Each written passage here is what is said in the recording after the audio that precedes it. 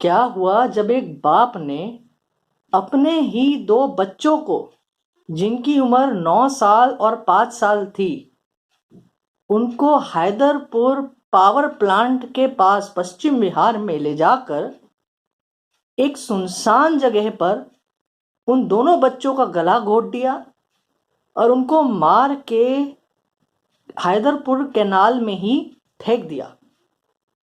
और उसके बाद ये दिखाने के लिए कि वो दोनों बच्चे गलती से उस पानी के कैनाल में गिर के मर गए, ये दिखाने के लिए वो बाप उस कैनाल में कूद गया और थोड़ी देर ठहरने के बाद तैरकर बाहर निकला और उसके बाद हैदरपुर पावर प्लांट के कर्मचारियों को बुलाकर ये कह दिया कि उसके दोनों बच्चे कैनाल में पानी में खेलते हुए डूबकर मर गए। देखिए, एक रीसेंट सुप्रीम कोर्ट की जजमेंट जिसका नाम है Prem Singh versus state of NCT of Delhi 2023 volume 3 SCC page 372। इस रीसेंट ऑनरेबल सुप्रीम कोर्ट की जजमेंट जो अभी ही जनवरी में आई है इस साल, इसमें इस केस को डील किया गया है और उस बाप को दोनों बच्चों की हत्या का आरोपी मानते हुए सजा दी गई है। ये घटना 3 मई 2009 की थी, जब वो बाप अपने दोनों बच्चों को हैदरपुर पावर वाटर प्लांट में पे पास खिलाने के लिए ले गया था शाम के 7:30 के करीब, और वहां पे ये उसने घटना करी। इस घटना में कोई भी आई विटनेस नहीं था और ना ही कोई सीसीटीवी फुटेज थी। तो फिर बाप को सजा कैसे हुई? डिस्ट्रिक्ट कोर्ट ने भी बाप को सजा दी और ताउम्र के लिए सजा दे दी।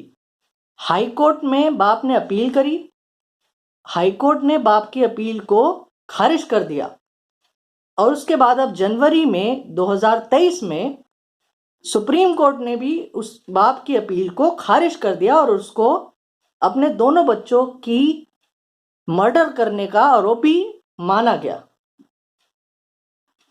देखिए, ये केस कैसे प्रूव हुआ, इससे पहले ये बताने से पहले मैं आपको कुछ भारत के क्रिमिनल सिस्टम जस्टिस के बारे में कुछ बताना चाहता हूं। देखिए, भारत में ब्लैकस्टोनियन प्रिंसिपल चलता है। ये प्रिंसिपल क्या है? ये प्रिंसिपल ये कहता है कि 10 मुजरिम को अगर छोड़ना भी पड़ जाए तो छोड़ दो, लेकिन किसी एक बेगुनाह को सजा नहीं होनी चाहिए। भारत ये प्रिंसिपल फॉलो करता है और इसके तहत जब भी किसी तरीके का क्रिमिनल केस होता है तो उसको स्टेट वर्सेस मुजरिम के नाम से बताया जाता है और सरकार को ये प्रूव करना होता है कि मुजरिम ने वो ऑफेंस किया है। ये सरकार को प्रूव करना होता है और ये सरकार को जो प्रूव करना होता है ये रीजनेबल डाउट्स के इसको कंप्लीट करते हुए ही करना पड़ता है। मतलब कि ऑफेंस को रीजनेबल डाउट के पार प्रूव करने पर ही मुजरिम को सजा मिलती है। सिविल केसेस में तो प्रोबेबिलिटीज पे चलता है, लेकिन क्रिमिनल केसेस में ऑफेंस को रीजनेबल डाउट्स के पार प्रूव करना होता है सरकार को। तो इसलिए ही कोर्ट के इस सिस्टम में कुछ प्रिंसिपल्स बनाए गए हैं। जब आई विटनेस नहीं होता है तो किसी ऑफेंस को प्रूव कैसे करना है, इनमें से कुछ प्रिंसिपल्स हैं जो इस केस में डील किए गए, जैसे कि सर्कमस्टेंशियल एविडेंस और लास्ट सीन एविडेंस, और इसके साथ ही मेडिकल एविडेंस ने भी इस केस को सॉल्व किया। अब मैं इन एविडेंसेस को आपको बताऊंगा।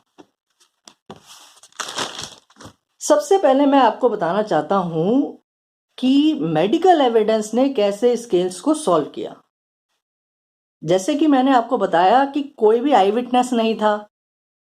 रात के 7:30 बजे एक सुनसान जगह पर गला घोट के कैनाल में फेंक दिया गया बच्चों को। तो ये कैसे प्रूव होगा कि वो डूब के मरे थे या किसी ने उनको कुछ मार के डाल दिया। देखिए, इस केस में मेडिकल एविडेंस को बहुत डिटेल में तो नहीं डील किया गया है पोस्टमार्टम रिपोर्ट को, लेकिन मैं आपको कुछ प्रिंसिपल्स बताता हूं। मोदीज मेडिकल जूरिस्प्रूडेंस एक किताब है काफी अच्छी। उसके हिसाब से जब भी किसी का गला घोट के मारा जाता है तो फिर मुजरिम के उंगलियों के और अंगूठे के निशान गले पे छप जाते हैं और वो निशान लाल और ब्राउन रंग के हो जाते हैं। और इसके साथ साथ क्योंकि गला दबा के मारा जा रहा है तो एक झड़प भी होगी। तो कहीं ना कहीं मृत के शरीर पे या तो मुंह पे या लिप्स पे या फिर ये कहीं भी और बॉडी पार्ट पे कहीं चोटों के निशान जरूर पाए जाते हैं। इसके अलावा जब पोस्टमार्टम होती है तो गले के अंदर जो टिश्यूज होते हैं उसमें ब्लड इकट्ठा पाया जाता है और गले के यहां मिडल पोर्शन में एक हायोइड बोन होती है। जनरली जब भी गला घोट के मारा जाता है किसी को तो वह हायोइड बोन फ्रैक्चर हो जाती है। इसके अलावा अगर कोई डूब के मरता है पानी में तो यह देखा जाता है कि एक सफेद झाग नाक से या मुंह से और लंग्स के अंदर से सफेद झाग पाया जाता है और पेट में और लंग्स में पानी भरने की संभावना भी बहुत ज्यादा होती है, जो कि अगर किसी को मार के पानी में फेंक दिया जाए तो सफेद झाग नहीं आएंगे और पेट और लंग्स में पानी भी नहीं मरेगा क्योंकि वो पहले ही मर चुका है। तो इस तरीके से मेडिकल एविडेंस से पता कर सकते हैं कि किसको मार के पानी में फेंका गया है या फिर वो पानी में डूब के मरा है। पोस्टमार्टम रिपोर्ट में ये साफ पता लगा कि इस केस में उन बच्चों को गला घोट के मारा गया था और फिर पानी में फेंका गया। दूसरा प्रिंसिपल जो इस केस में प्रूव करने के लिए यूज हुआ है वो है सर्कमस्टेंशियल एविडेंस। वो क्या होता है? जब भी कोई आई विटनेस नहीं होता तो सर्कमस्टेंशियल एविडेंस से केस को प्रूव किया जाता है। ये प्रिंसिपल सर्कमस्टेंशियल एविडेंस का एक ऑनरेबल सुप्रीम कोर्ट की जजमेंट में बताया गया था जिसका नाम है Sharad Birdhichand Sarda versus state of Maharashtra 1984 volume 4 SCC page 116।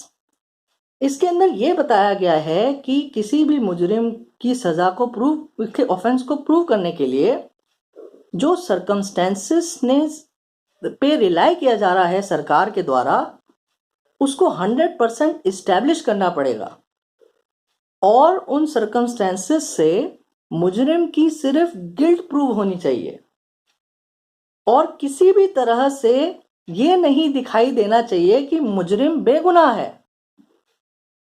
और उन सर्कमस्टेंसेस की जो चेन है वो बिल्कुल कंप्लीट होनी चाहिए, कहीं से भी वो चेन टूटी नहीं चाहिए जिससे ये दिख पाए कि कहीं किसी और ने तो आके वो ऑफेंस तो नहीं कर दिया। जब सारी चेन कंप्लीट रहती है तभी सर्कमस्टेंशियल एविडेंस के बेसिस पे एक मुजरिम को सजा दी जाती है।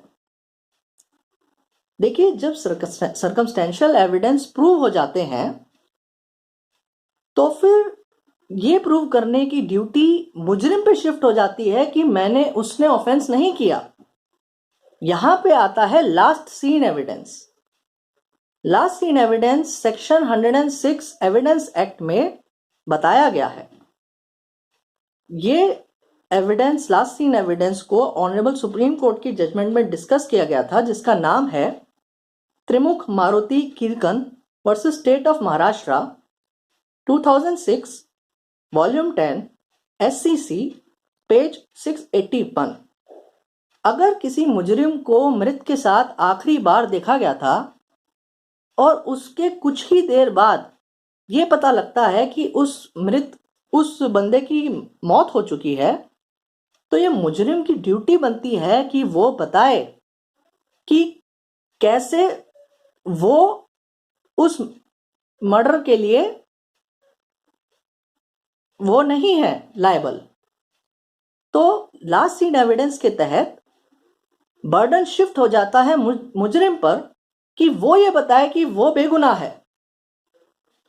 अगर वो किसी तरीके का एविडेंस नहीं देता है, कोई एक्सप्लेनेशन नहीं देता है, या जो वो एक्सप्लेनेशन देता है अगर वो झूठी पाई जाती है, तो ये एक एडिशनल ग्राउंड हो जाता है मुजरिम को सजा देने के लिए। देखिए, जब भी किसी ऑफेंस को सर्कमस्टेंशियल एविडेंस के बेसिस पे प्रूव किया जाता है, तो ये जरूरी रहता है कि सरकार ये भी बताए कि ऑफेंस करने का मोटिव क्या था। क्या मोटिव रहा होगा कि एक बाप ने अपने ही बच्चों का गला घोट के नाली में फेंक दिया। इस केस में उस बाप के कुछ रिलेटिव्स ने ये गवाही दी कि बाप में और उसके पत्नी में रोज कहा सुनी हुआ करती थी, और वो ये भी कहता था बाप कि ये दोनों बच्चे उसके नहीं हैं, उसकी बीवी बेवफा है। तो ये एविडेंस भी आया। हालांकि उसकी पत्नी ने तो ये गवाही दी कि कोई ऐसी बात नहीं है, उनके रिश्तों में कोई खटास नहीं है, लेकिन बाकी रिलेटिव्स की एविडेंस के चलते ये मोटिव निकल के आया कि उस बाप को ये लगता था कि ये बच्चे उसके नहीं हैं। तो ये मोटिव आने के बाद जो बाकी एविडेंस थे, सर्कमस्टेंशियल एविडेंस और मेडिकल एविडेंस और लास्ट सीन एविडेंस, इन सब से सिद्ध हो गया कि उस बाप ने ही अपने बच्चों का गला घोट के मारा और ये दिखाया कि वो डूब के मर गए। सुप्रीम कोर्ट ने, ऑनरेबल सुप्रीम कोर्ट ने उस बाप की अपील को डिसमिस कर दिया है और उस बाप को उम्र कैद की सजा हुई है। तो इस तरीके से जब कोई आई विटनेस नहीं होता है, तो इस तरीके से गुनाह को कोर्ट रूम में प्रूव किया जाता है। Thank you.